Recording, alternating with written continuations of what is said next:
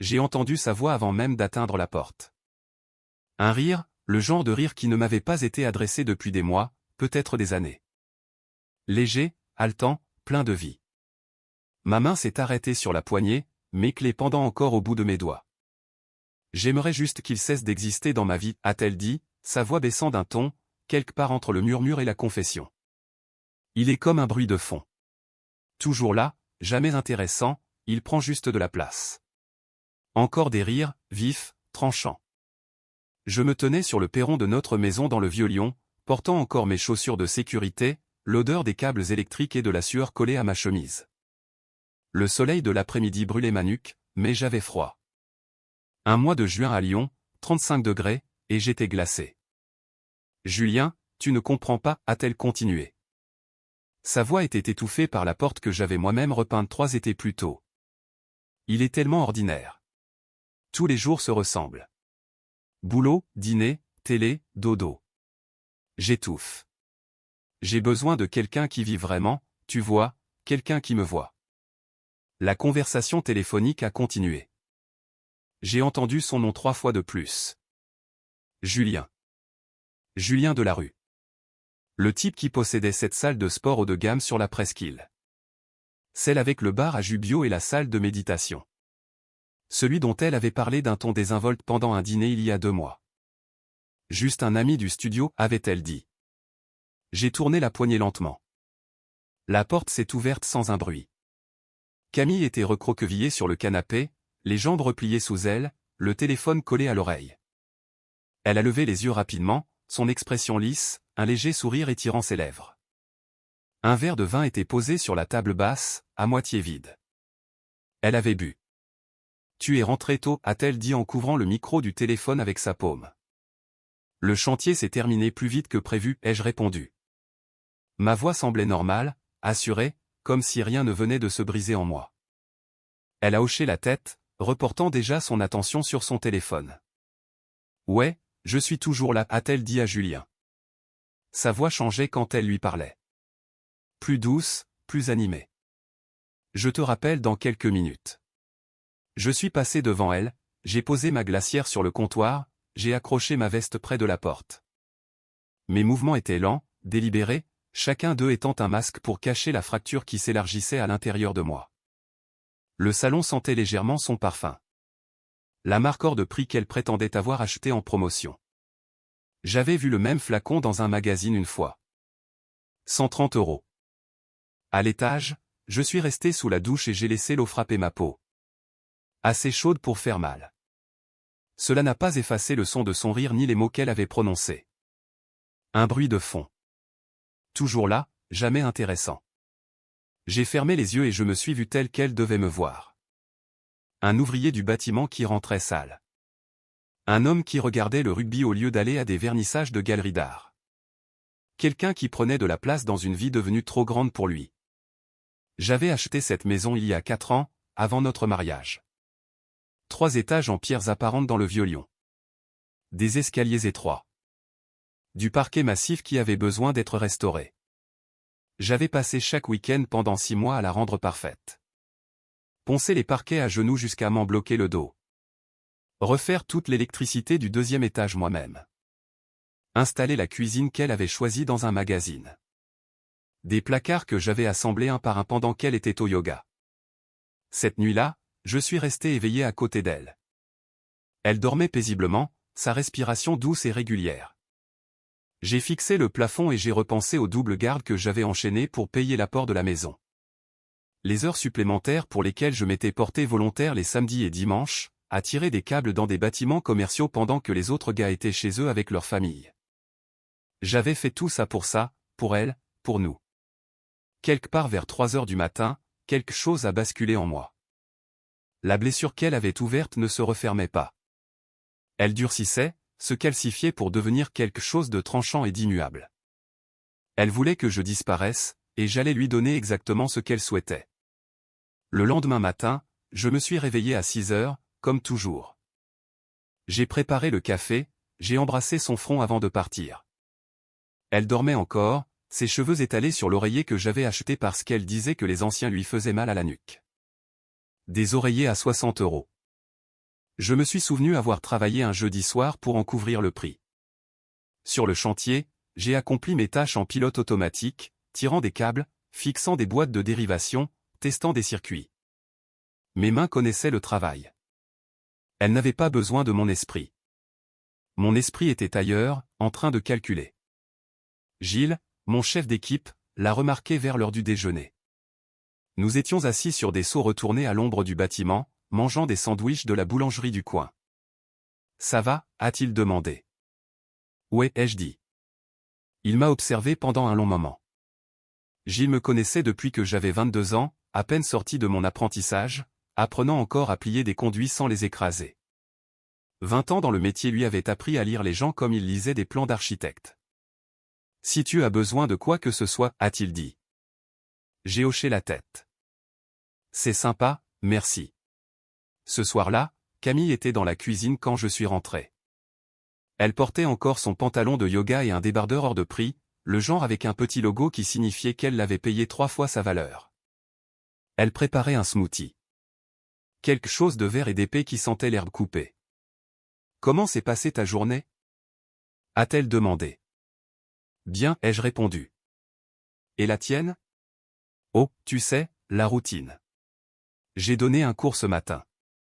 J'ai déjeuné avec des amis. » Elle a versé le smoothie dans une bouteille en verre, le genre avec un couvercle en bambou. J'ai réfléchi à quelque chose. J'ai attendu. J'ai besoin de prendre du temps pour moi, a-t-elle dit en remuant le smoothie avec une paille en métal. Une retraite quelque part au chaud pour me reconnecter avec qui je suis, tu vois.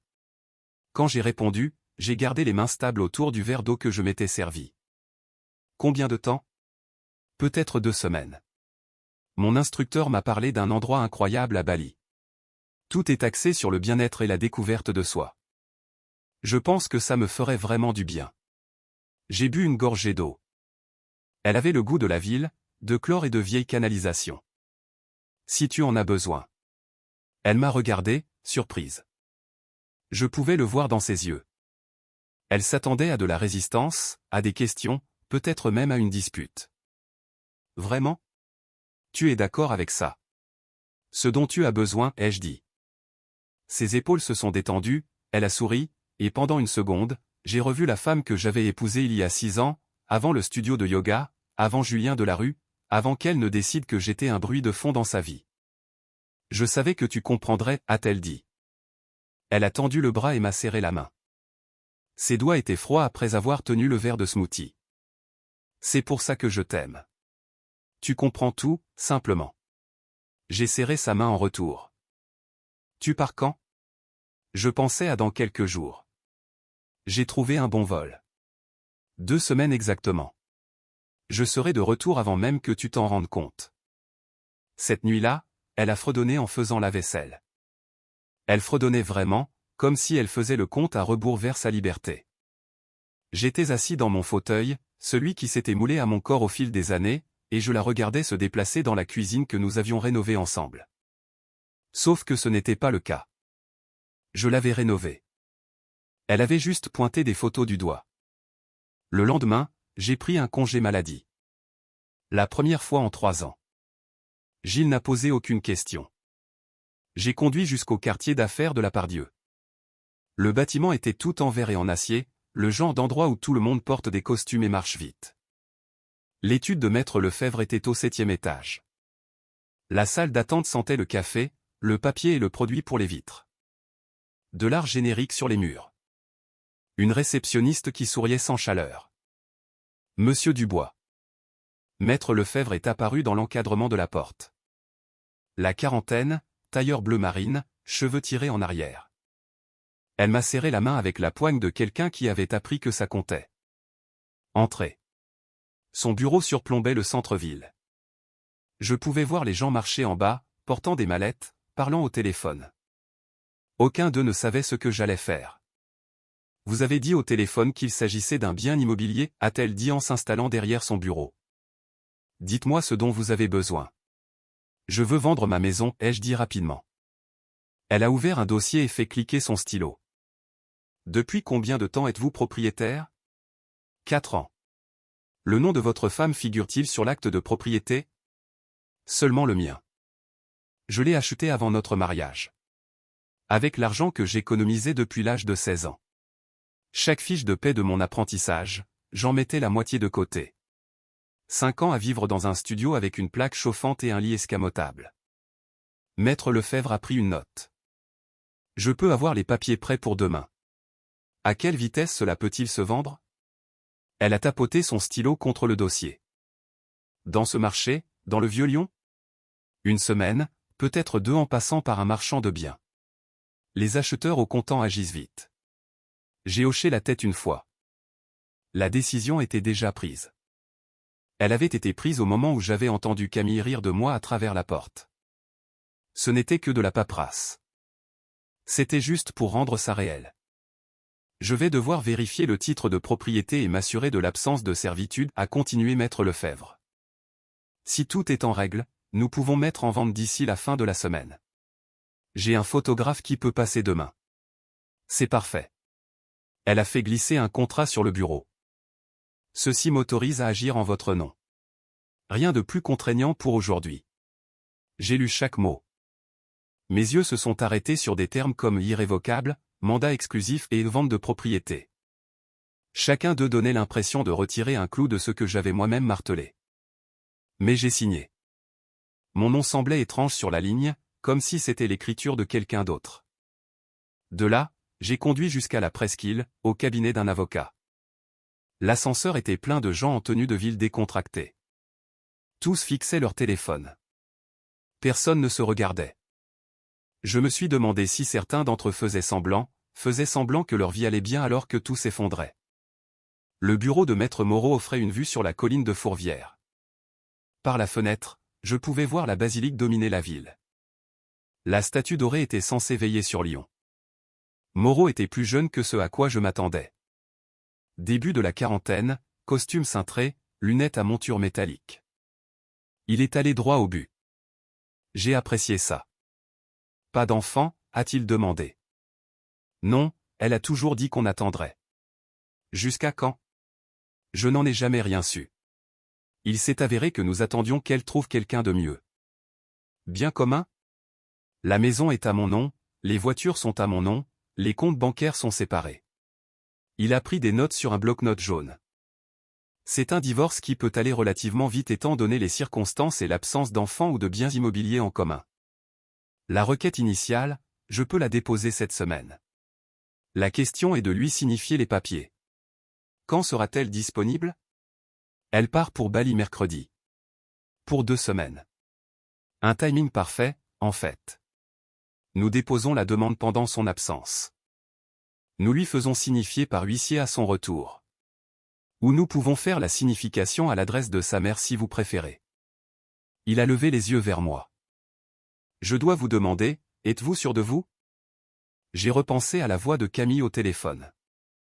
Un bruit de fond qui prend de la place. J'en suis certain. Alors nous y allons.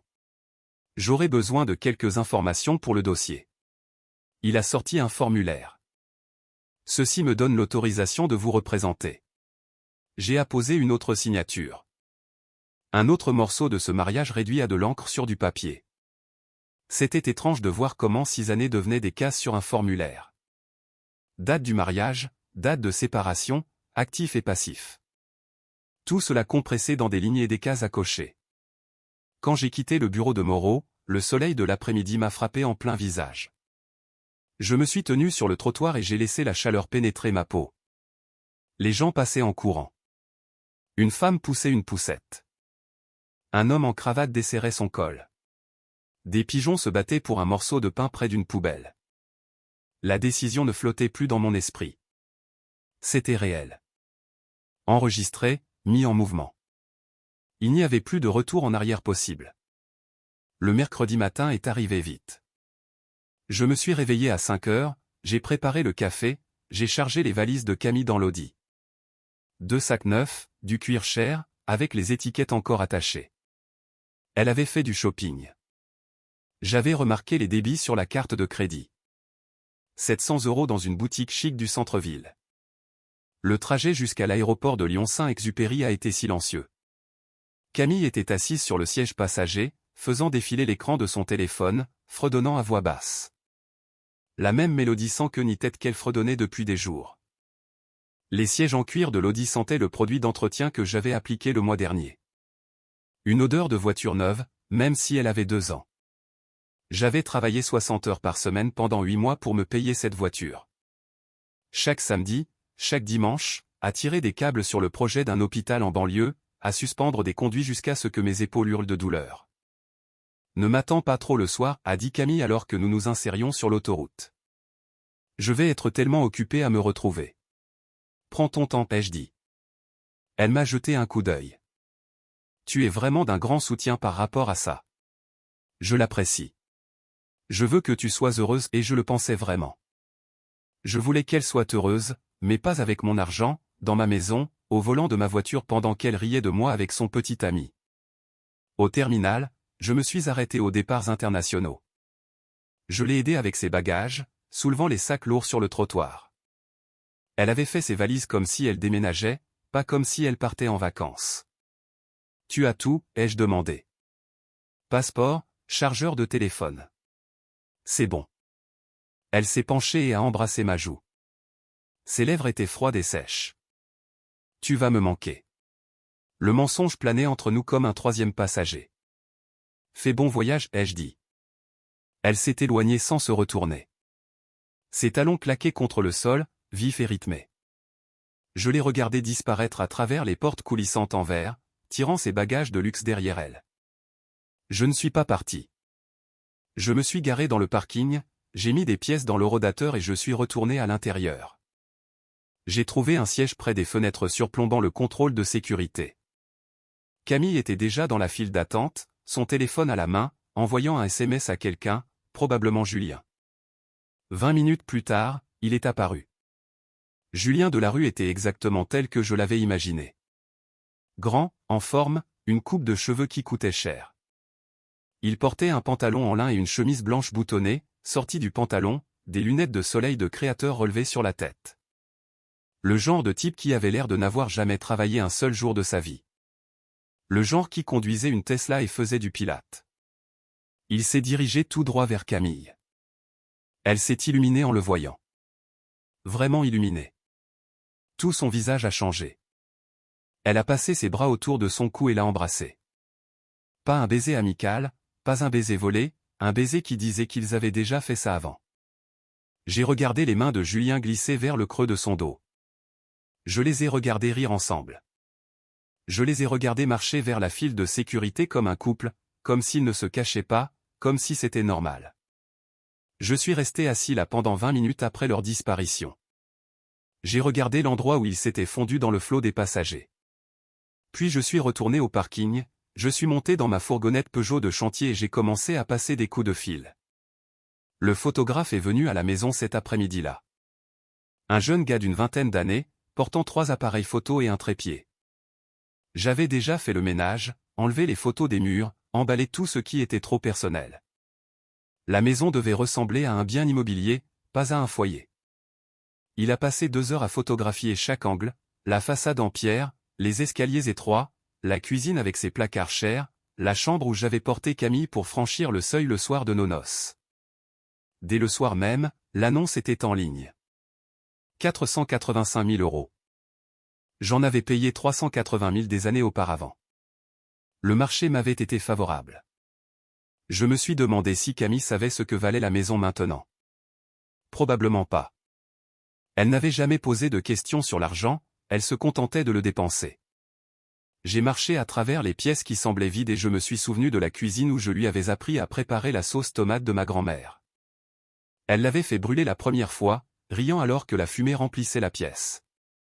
Le salon où nous parlions d'avoir des enfants un jour, peut-être 2. Un garçon et une fille. Nous peindrions la chambre d'enfant du 3e étage en jaune, quelque chose de neutre. La chambre où elle avait pleuré dans mes bras après la mort de son père.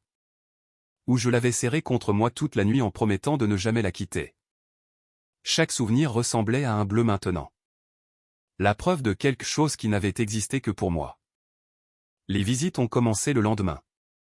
J'ai quitté la maison à chaque fois, j'ai conduit jusqu'à un parc près du Rhône et je me suis assis dans ma camionnette, regardant l'eau, pensant à la façon dont l'eau continuait simplement d'avancer. Peu importe ce qui se trouvait sur son chemin. La première offre est arrivée le soir même, d'un marchand de biens, achat comptant et signature sous 10 jours. J'ai accepté immédiatement. Maître Lefebvre m'a appelé personnellement. Monsieur Dubois, ça a été rapide. Êtes-vous sûr de ne pas vouloir attendre pour voir si nous recevons des offres plus élevées? J'en suis sûr. Très bien, alors. Je vais rédiger les papiers. Vous pourrez signer vendredi. Vendredi. J'ai conduit l'Audi jusqu'en banlieue de Lyon. Chez Thierry Automobile haut de gamme, il y avait des rangées de voitures lustrées brillant sous le soleil de l'après-midi. Des BMW, des Mercedes, des Lexus, toutes impeccables. Toutes attendant quelqu'un qui se souciait de ce genre de choses. Thierry est sorti du bureau en s'essuyant les mains sur un chiffon. Une bedaine de cinquantenaire dépassant de sa ceinture. Un visage honnête. Je peux vous aider? Je veux vendre ça. J'ai tapoté le capot de l'Audi. Il a tourné autour lentement, vérifiant la peinture, les pneus, les finitions. Magnifique véhicule, peu de kilomètres. Vous êtes le premier propriétaire? Acheté neuf il y a 2 ans. 60 heures par semaine. Chaque samedi pendant 8 mois. Je l'ai conduite comme si elle était en verre. Thierry a ouvert la porte et s'est assis sur le siège conducteur. Il a démarré le moteur. Il a ronronné. Doux et silencieux. Il a vérifié les phares. A essayé les essuie-glaces. L'a laissé tourner au ralenti pendant 1 minute. Je peux faire partir ça en 3 jours. Le marché est chaud pour ces modèles. Je vous ferai un chèque quand elle sera vendue. On tourne probablement autour de 38 000, 39 000 euros. Ça me va. J'ai signé les papiers de dépôt-vente et je suis monté dans ma camionnette. Mon utilitaire me semblait juste. Des sièges usés, des taches de café, le haillon cabossé depuis que j'avais reculé dans un poteau sur un chantier il y a 2 ans. C'était mon véhicule. L'Audi avait toujours été la sienne. Le lundi matin, j'ai ouvert un nouveau compte bancaire dans une autre agence du Crédit Agricole. J'ai transféré tout ce que j'avais mis sur le compte joint, j'ai laissé 200 euros. Assez pour qu'elle ne le remarque pas tout de suite. Non pas qu'elle vérifiait quoi que ce soit. J'avais toujours géré l'argent, fait les dépôts, payé les factures. Elle se contentait de passer la carte et d'avoir confiance que ça marcherait. J'ai rencontré mon conseiller pour ma retraite complémentaire, j'ai changé le bénéficiaire de Camille à ma sœur qui vit à Grenoble, j'ai changé l'assurance vie, j'ai changé tout ce qui portait son nom. Chaque signature me donnait l'impression de couper un fil, un par un, de sectionner les liens qui nous unissaient. Le mardi, Gilles est passé. Je l'avais appelé la veille au soir, lui disant que j'avais besoin d'aide pour quelque chose. Il s'est pointé à 18 h avec sa camionnette et un pack de bière. « Qu'est-ce qu'on fait » a-t-il demandé. « On fait des cartons, ai-je dit. Nous avons commencé par la chambre. » Son placard était rempli de pantalons de yoga et de vêtements de sport hors de prix. Lululemon, Cézanne, des marques qui coûtaient 3 fois ce qu'elles devraient. J'ai tout retiré des cintres et je les ai pliés dans des cartons. Gilles travaillait silencieusement à côté de moi, sans poser de questions. C'est ce que j'appréciais chez Gilles. 20 ans d'amitié et il savait quand se taire. La salle de bain a pris 1 heure. Des produits de soins de la peau alignés comme des soldats. Pour 200 euros de crème pour le visage, du shampoing spécial, de l'après-shampoing bio, du maquillage sans lequel je ne l'avais jamais vu. Tout cela est allé dans des boîtes. Sa boîte à bijoux était dans la chambre. Je l'ai ouverte et j'ai regardé les pièces à l'intérieur. Les boucles d'oreilles que je lui avais offertes pour notre premier anniversaire, le collier pour notre 2e, le bracelet pour notre 5e. J'avais économisé pour chacun d'eux. Je les avais choisis avec soin. J'avais imaginé son visage quand elle les ouvrirait. J'ai mis la boîte à bijoux dans un carton plus grand et je l'ai scellé avec du ruban adhésif. « T'es sûr de ton coup » a demandé Gilles. Nous étions en train de charger les cartons dans son utilitaire. Le soleil se couchait, transformant les maisons en pierre en or et orange. Elle voulait que je disparaisse. J'ai dit que je lui donnais juste ce qu'elle avait demandé. Gilles a hoché la tête. C'est ta décision, mon pote. Je suis là. Nous avons conduit jusqu'à Annecy. 45 minutes d'autoroute. La mère de Camille, Sylvie, vivait dans une petite maison près du lac. Elle n'était pas chez elle. Je l'avais appelée avant. Je lui avais dit que je devais déposer quelques affaires de Camille. Elle avait eu l'air confuse mais avait accepté. Nous avons tout déchargé dans sa chambre d'amis. Des cartons étiquetés avec mon écriture. Vêtements, chaussures, salle de bain, livres, documents. Je les ai empilés soigneusement contre le mur. Sur le dessus de la boîte à documents, j'ai placé une enveloppe Kraft. À l'intérieur se trouvait le mot que j'avais écrit la veille. Tu souhaitais que j'arrête d'exister dans ta vie. Considère que c'est fait. Tout est à toi maintenant. Le silence, l'espace, la liberté. Les papiers sont dans la boîte étiquetée documents. Ne me cherche pas. Je te donne exactement ce que tu voulais.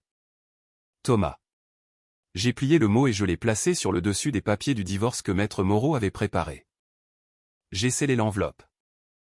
Je l'ai posée là où elle la verrait en premier. Nous sommes rentrés à Lyon en silence. Gilles n'a pas posé de questions, il a juste conduit avec les fenêtres baissées, laissant l'air de la nuit s'engouffrer dans la cabine. Vendredi, je me suis assis dans le bureau de Maître Lefebvre et j'ai signé l'acte de vente définitif.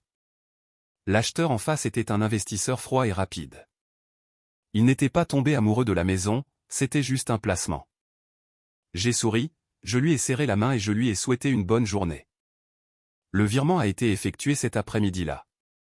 485 000 €. Des chiffres sur un écran. C'est tout ce que sont devenues 4 années de mensualité de prêt immobilier. Samedi, Thierry a appelé. L'audi était vendu. Le chèque était prêt. Je suis allé le chercher l'après-midi même. 38 500 €. J'ai regardé le chèque et j'ai pensé à tous les samedis que j'avais sacrifiés.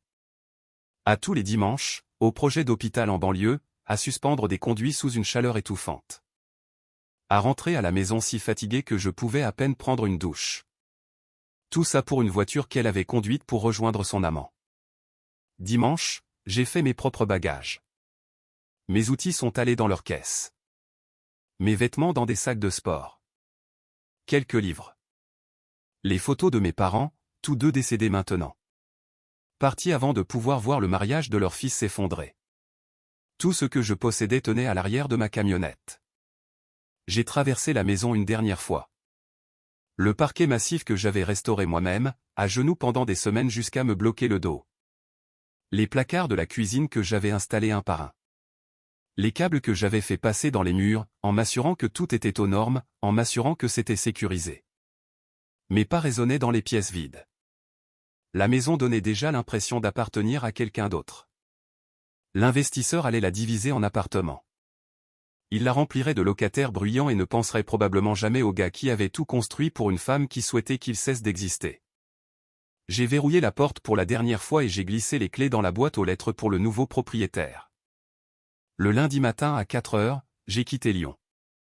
La ville était encore sombre, les lampadaires projetant des flaques oranges sur les routes vides. J'ai pris l'autoroute A7 vers le sud, traversant la vallée du Rhône, la Drôme, le Vaucluse. Le soleil s'est levé quelque part près de Montélimar, peignant le ciel en rose et or. Je me suis arrêté sur des aires de repos, des stations-service, buvant des cafés allongés servis par des employés fatigués qui appelaient tout le monde chef. Les kilomètres s'accumulaient, l'architecture changeait. Les pins remplaçaient les immeubles en pierre de taille. L'air chaud remplaçait la brise lyonnaise. J'ai repensé au mariage. Une petite cérémonie, ses amis, mes collègues du bâtiment. Elle était magnifique dans sa robe. Simple, élégante. Nous avions dansé sur une chanson dont je ne me souvenais même plus. Elle m'avait souri comme si j'étais tout pour elle. J'ai repensé à l'achat de la maison, à son excitation, à la façon dont elle courait de pièce en pièce, planifiant où tout irait. C'est ça, avait-elle dit. C'est notre maison pour toujours. J'ai pensé à chaque heure supplémentaire. À chaque week-end où j'avais travaillé pendant que les autres gars regardaient leurs enfants jouer au foot, à chaque sacrifice que j'avais fait parce que je pensais construire quelque chose qui comptait. Et j'ai pensé au moment où je me tenais sur le perron, l'entendant rire de moi. Un bruit de fond, toujours là, jamais intéressant, qui prend juste de la place. La colère s'était consumée quelque part autour d'Avignon. Maintenant, il n'y avait plus que du vide, un espace blanc où se trouvaient autrefois 6 années de mariage. Je suis arrivé à Aix-en-Provence à 21h. L'air était lourd et humide, chargé de l'odeur des pins et de la chaleur de la terre. Le chant des cigales avait remplacé le bruit de la ville. La ville semblait ancienne, d'une manière différente de Lyon.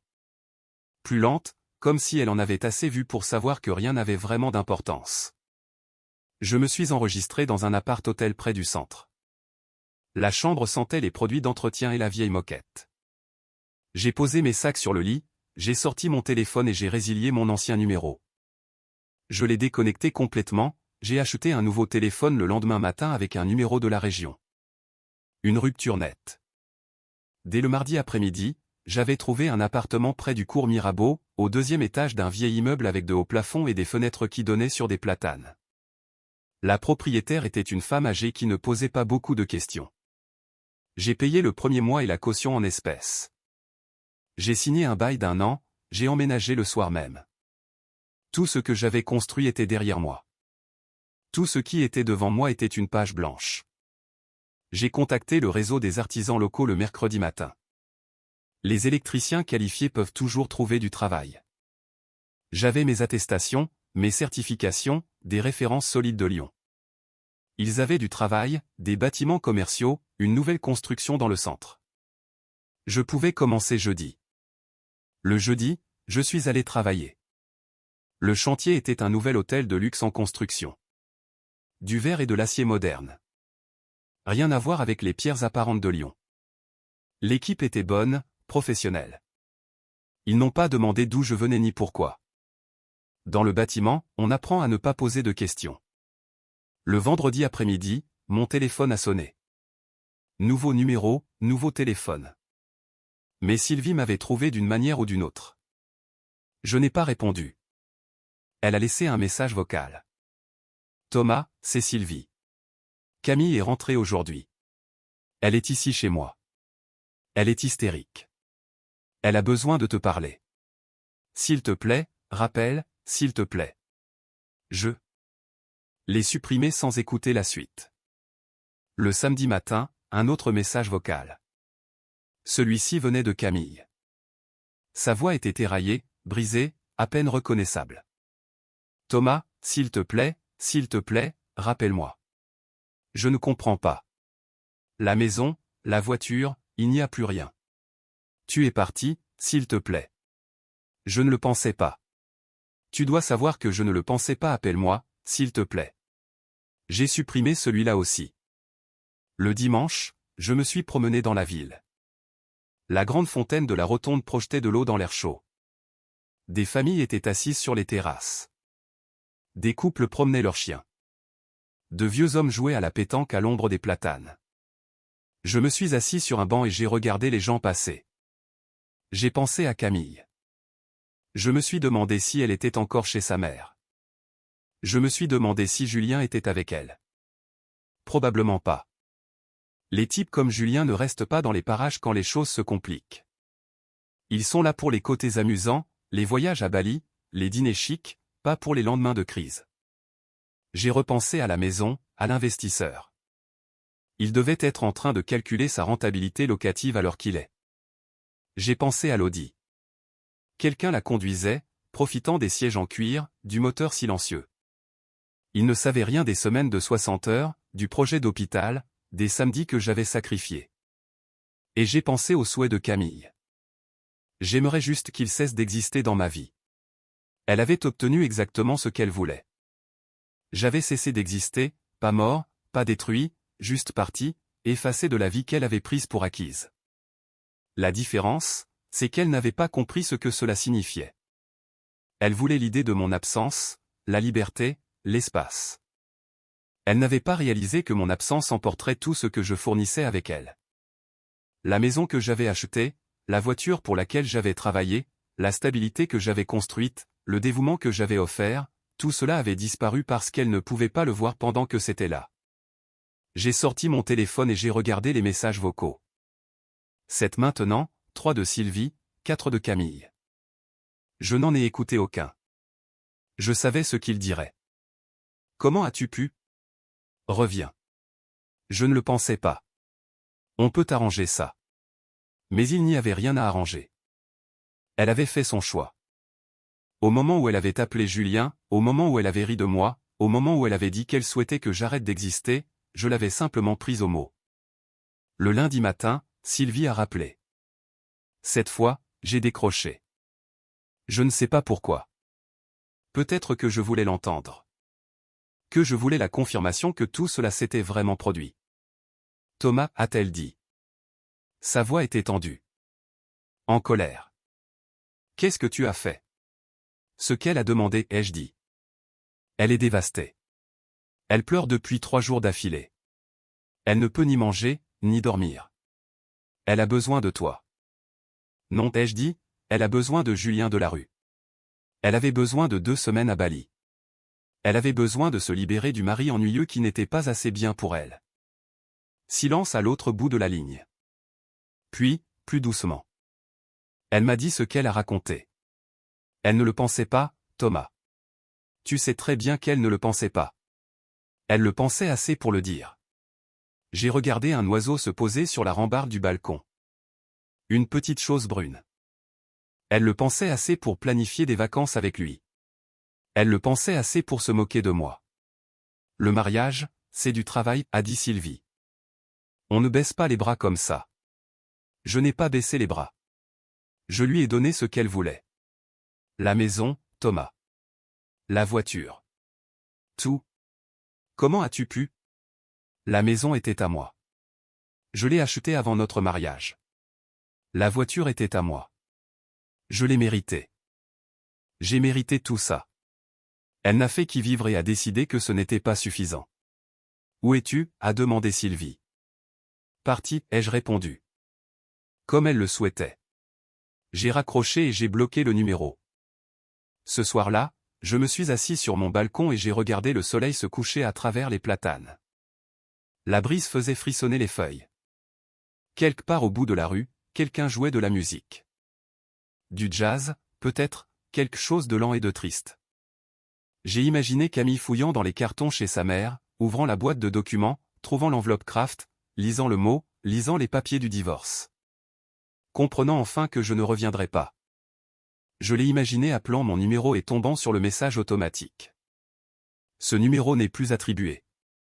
Elle serait assise dans la chambre d'amis de sa mère, entourée de cartons remplis de ses pantalons de yoga hors de prix et de ses produits de beauté bio, réalisant que tout le confort qu'elle considérait comme acquis avait disparu. Et je me suis posé des questions sur Julien Delarue. Combien de temps s'écoulerait-il avant qu'il ne disparaisse, lui aussi? Les types comme ça ne paient pas les factures, ne font pas d'heures supplémentaires, ne construisent pas de maison, n'achètent pas de voiture et ne créent pas de stabilité. Ils se pointent juste pour les bons moments et se barrent quand les choses deviennent difficiles. Camille finirait par le comprendre. Peut-être l'avait-elle déjà fait. Je n'ai pas ressenti de satisfaction. Je n'ai pas ressenti de désir de vengeance. Je n'ai pas ressenti grand-chose, en fait. Juste une étrange sensation de légèreté, comme si j'avais porté quelque chose de lourd pendant tout notre mariage et que je l'avais enfin posé à terre. Le lendemain matin, je suis allé travailler. J'ai tiré des câbles dans un bâtiment commercial, monté des boîtiers, testé des circuits. Le travail était le même qu'il l'avait toujours été. Précis, méthodique, chaque fil à sa place, chaque connexion serrée, chaque étape suivant la précédente dans un ordre parfait. À midi, j'ai mangé avec l'équipe. Ils parlaient d'un futur chantier sur la Côte d'Azur. Un grand hôtel, un projet de 6 mois, bien payé. L'un d'eux m'a demandé si ça m'intéressait. Peut-être, ai-je dit. Après le travail, je me suis arrêté dans un supermarché, j'ai acheté de quoi manger pour la semaine. Rien d'extraordinaire. Du poulet, du riz, des légumes, de la bière. À la caisse, l'hôtesse m'a souri et m'a demandé comment s'était passée ma journée. Bien, ai-je dit, et je le pensais vraiment. Ce soir-là, j'ai préparé le dîner dans mon nouvel appartement. La cuisine était petite mais fonctionnelle. Une gazinière, un vieux frigo, des plans de travail qui avaient connu des jours meilleurs. Ce n'était pas la cuisine que j'avais installée dans la maison du Vieux Lion, mais c'était la mienne. J'ai mangé sur le balcon en regardant la rue en bas. Les gens promenaient leurs chiens. Les couples se tenaient par la main. Un gamin est passé en skateboard. Une vie normale, le genre de vie qui continue, que vous en fassiez partie ou non. Le mercredi, 2 semaines après avoir déposé Camille à l'aéroport, j'ai reçu un email de Maître Moreau. Les papiers du divorce avaient été signifiés. Camille avait un délai légal pour répondre. Il s'attendait à ce que ce soit un divorce par consentement mutuel ou pour altération définitive du lien conjugal s'il le fallait. La loi française exige des délais de réflexion, mais vu qu'il n'y avait aucun bien en commun à liquider, ça irait aussi vite que la procédure le permettrait. J'ai lu l'email 2 fois, puis je l'ai supprimé. Le jeudi, je me suis à nouveau promené près de la rotonde. La fontaine coulait. Les joueurs de pétanque étaient là. Tout était exactement comme le dimanche précédent. Le monde continuait de tourner. Les gens continuaient de vivre. Aucun d'entre eux ne savait qu'il y a 2 semaines, j'avais démantelé ma vie et que j'étais parti. J'ai trouvé mon banc et je m'y suis assis. J'ai pensé à toutes les choses que j'avais laissées derrière moi, la maison que j'avais restaurée, la voiture que j'avais achetée avec mes heures sup, le mariage auquel j'avais cru, et j'ai pensé à ce que j'avais gardé, mes outils, mon métier, mon silence, mon respect de moi-même. Le vendredi après-midi, j'ai reçu un SMS d'un numéro inconnu. J'ai failli l'effacer, mais quelque chose m'a poussé à l'ouvrir. C'était Camille. Elle avait dû acheter un nouveau téléphone ou emprunter celui de quelqu'un. Je sais que tu lis ça. S'il te plaît, parle-moi. 5 minutes, c'est tout ce que je demande. Je suis désolé. Je suis tellement désolé. Je ne pensais rien de tout ça. S'il te plaît, Thomas, ne fais pas ça. J'ai fixé le message pendant un long moment. J'ai songé à répondre. J'ai songé à ce que je pourrais dire, mais il n'y avait rien à dire. Elle avait tout dit au téléphone avec Julien. Son souhait de me voir disparaître. Ses plaintes concernant notre vie. Ses rires à mes dépens. J'ai effacé le message et j'ai bloqué le numéro. Ce week-end-là, j'ai acheté des meubles. Rien de luxueux. Un canapé dans une recyclerie. Une table et des chaises que quelqu'un vendait sur le bon coin. Un cadre de lit que j'ai monté moi-même. Le mode d'emploi était en 3 langues. Aucune ne m'a particulièrement aidé. J'ai pendu mes vêtements dans le placard. J'ai posé mes outils dans un coin. J'ai mis les photos de mes parents sur la commode. L'appartement a commencé à ressembler à quelque chose. Pas encore un foyer, mais quelque chose. Le lundi matin, 3 semaines après avoir entendu Camille au téléphone, je me suis réveillé et j'ai réalisé que je n'avais pas pensé à elle depuis 12 heures. Je ne m'étais pas demandé ce qu'elle faisait. Je ne m'étais pas repassé le son de son rire. Je n'avais pas senti la lame de ses mots se retourner dans la plaie. J'ai préparé du café, je me suis assis sur le balcon et j'ai regardé la ville se réveiller. L'air chaud, les platanes, l'architecture ancienne. Et j'ai réalisé quelque chose. J'avais passé 6 ans à essayer d'être à la hauteur pour quelqu'un qui ne le penserait jamais.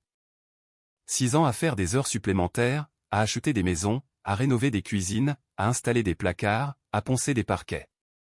6 ans à construire une vie pour quelqu'un qui voyait tout cela comme invisible. Maintenant, je construisais quelque chose pour moi-même. Ce n'était pas encore grand-chose.